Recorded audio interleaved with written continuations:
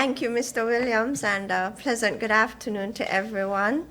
This afternoon, again, it's my task to share with you the Health Emergency Operating Center's situation report for today, Wednesday, March the 31st. Now, St. Kitts and Nevis, the Federation, would have reported 44 confirmed cases of COVID-19. 43 of these 44 cases would have recovered completely. And so at present, we are only monitoring one active case who remains stable. Now, based on the World Health Organization's COVID-19 dashboard, over 127.9 million persons have been impacted by this disease, and over 2.8 million persons have died. And many countries the world over are presently administering the COVID-19 vaccine. And so to date, over 520.5 million doses of vaccine, COVID-19 vaccine, have been administered. In the United States of America, over 30 million persons have been confirmed with COVID-19, and over 551,000 deaths have been reported from this disease. In the Caribbean area, the number of confirmed cases continue to gradually increase, and so within the CARIFA member states, there are 135,305 confirmed cases and approximately 2,204 deaths.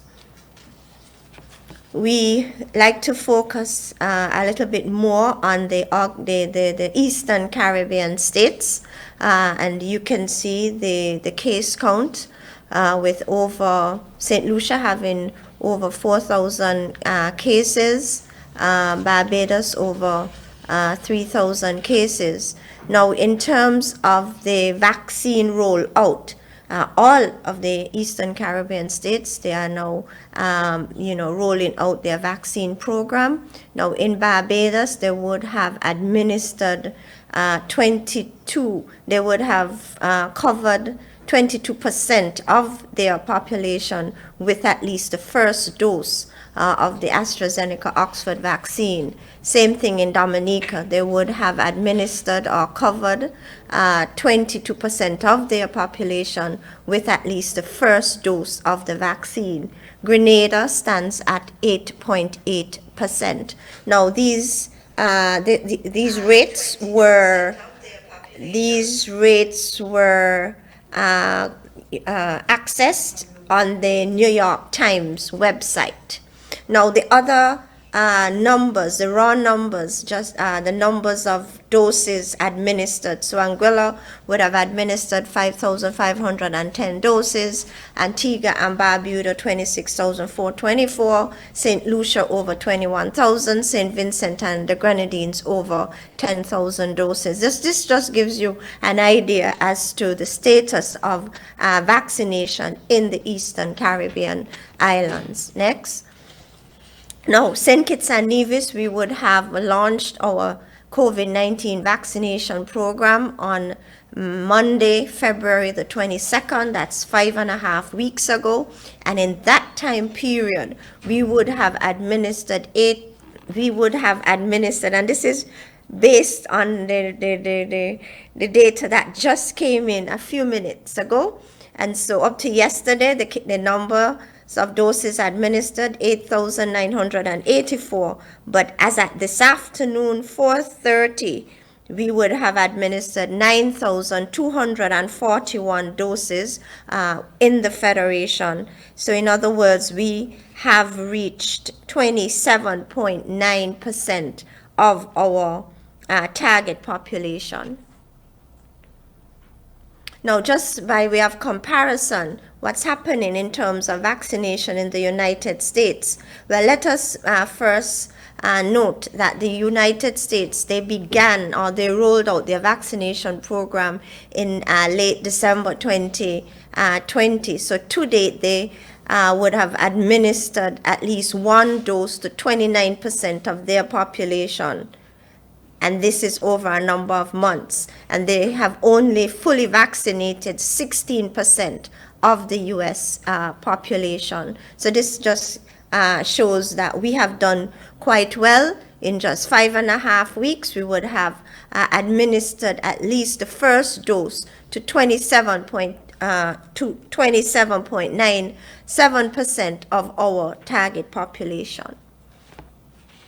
Now, in terms of testing, we continue testing. All persons who exhibit COVID-like symptoms, they are tested, and all inbound passengers are tested, and persons who are traveling at this time, COVID-19 testing is a requirement. And so to date, we would have tested 12,381 persons federation-wide with a positivity rate of just 0.3%. So as I said before, we are only following up one active case. And in terms of quarantine, we would have started our quarantine process from as far back as April of last year, and to date, 6,785 persons would have been officially released from quarantine. Okay, based on our last poll regarding COVID-19 vaccination and the level of hesitancy, so the persons who participated in this poll, they would have cited some factors as to why they are not yet ready to accept this vaccine. And one of the factors speaks to the skepticism as it relates to the speed at which these vaccines have been developed. And so this slide speaks to or shows that the COVID-19 vaccines, the development of COVID-19 vaccines really started decades ago. Now you may ask, how so? Now, in 2003, if you recall, we had the SARS outbreak in the eastern countries, and then in 2012, we experienced the MERS outbreak. Now, the SARS and the MERS were all caused by coronaviruses, and so the scientists started working with the coronavirus way back then in an effort to develop an appropriate vaccine against this family of viruses. And so it came to the crunch last January 2020 when the SARS-CoV-2 virus was isolated, decoded, and then the genetic material or information were shared with the scientists. And so at present, you have as many as 9 manufacturing companies producing COVID-19 vaccines. So in essence, work on these vaccines didn't just begin in January last year. They began way back. Work started as far back as 2003. And so highly sophisticated technology is now available to facilitate vaccines at this rate. And so at present, we have as many as 83 COVID-19 vaccine candidates in clinical trials. Of these 83, 15 have reached phase 3 trials, and 5 have reached phase 4 trials.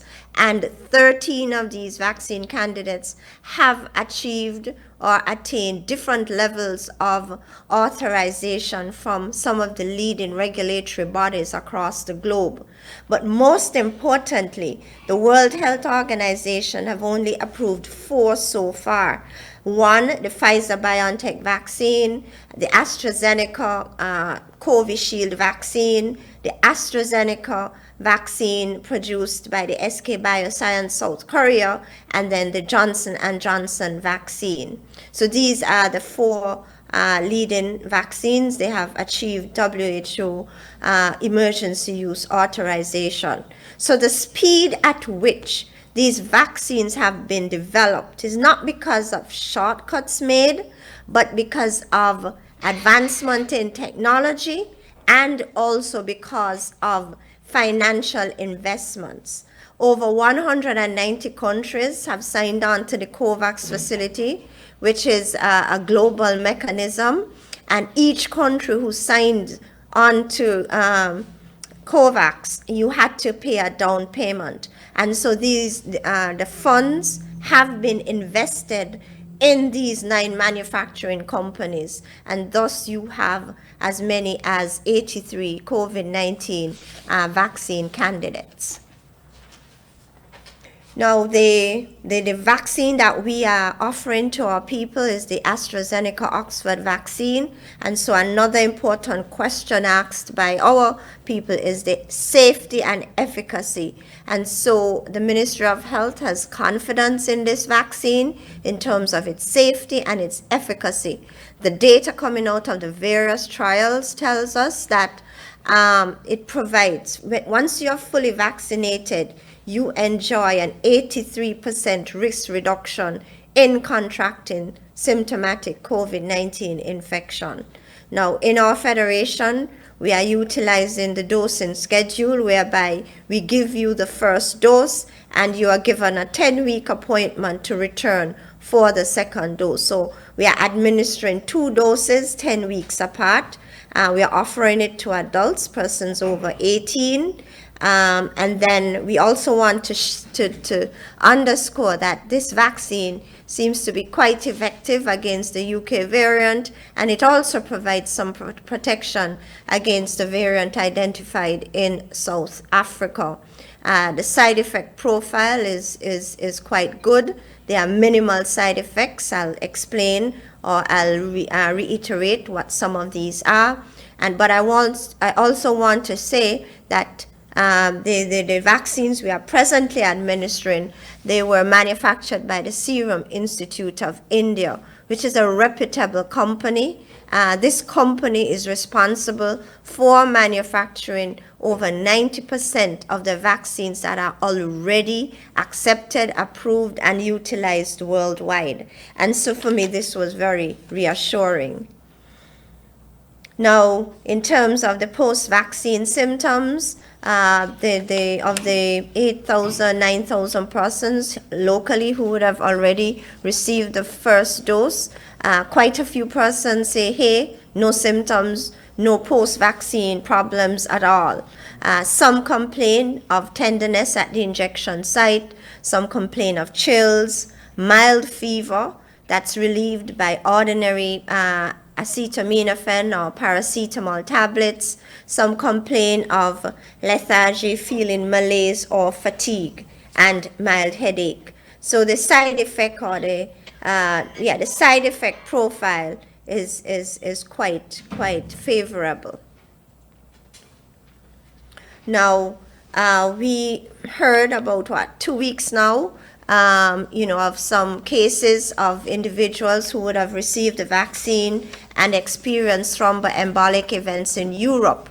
Now, since then, and let's be more specific, March 22nd, 2021, we had data coming out of the United States of America, Peru, and Chile, whereby there were over 32,000 persons participating in one of their phase 3 trials.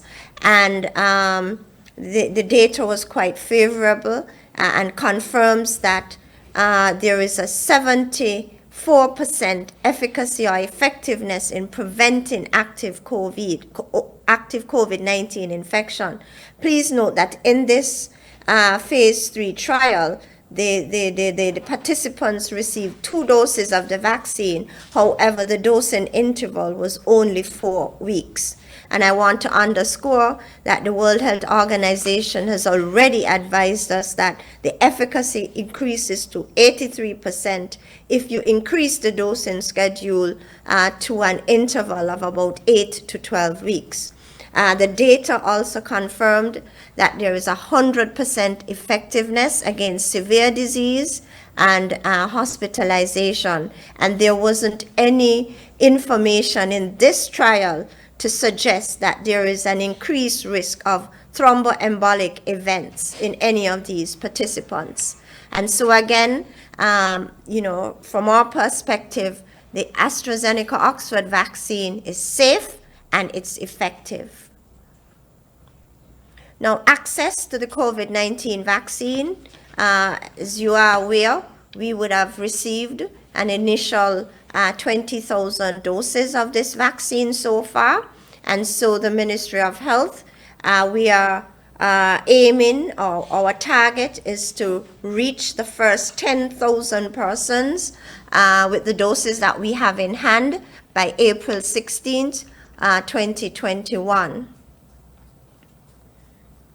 Now the Federation, we are expecting another shipment of AstraZeneca Oxford vaccines by mid-April.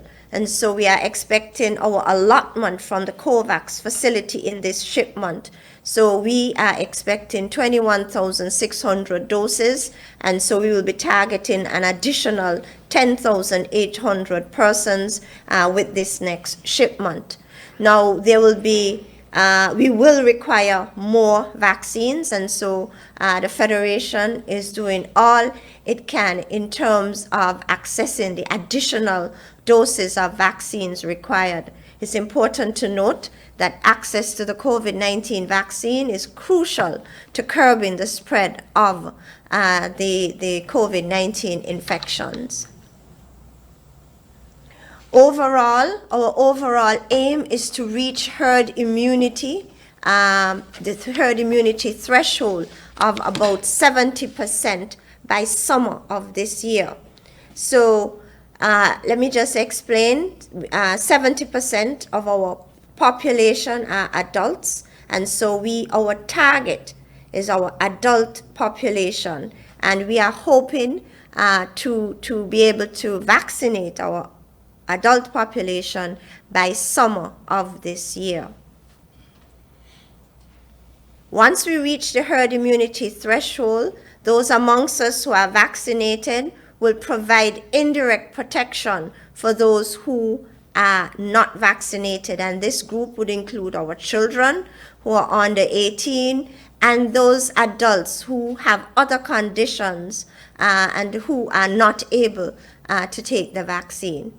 Ladies and gentlemen, I am asking you to get the facts, be empowered in terms of making an informed decision with regards to accepting the vaccine, the COVID-19 vaccine.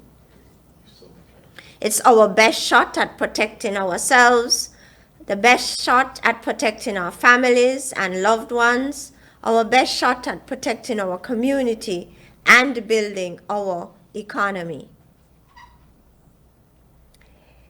It's Easter. It's the Holy Weekend. We have 2 public holidays, and there are a number of functions planned. And so it will be irresponsible of me not to remind you of the prevention and control measures for COVID-19. Now, persons are saying we do not have the virus here. Ladies and gentlemen, we are not absolutely sure. And so you need to protect yourselves. Always wear a face mask when in public places, when you're attending any function. If you're going to your neighbor's house for a get-together, please wear your face mask. Always maintain hand hygiene. Make sure your hands are clean. Walk with your hand sanitizer. Maintain 6 feet distance between yourselves and others when you are attending any event whatsoever. Happy Easter. Thank you.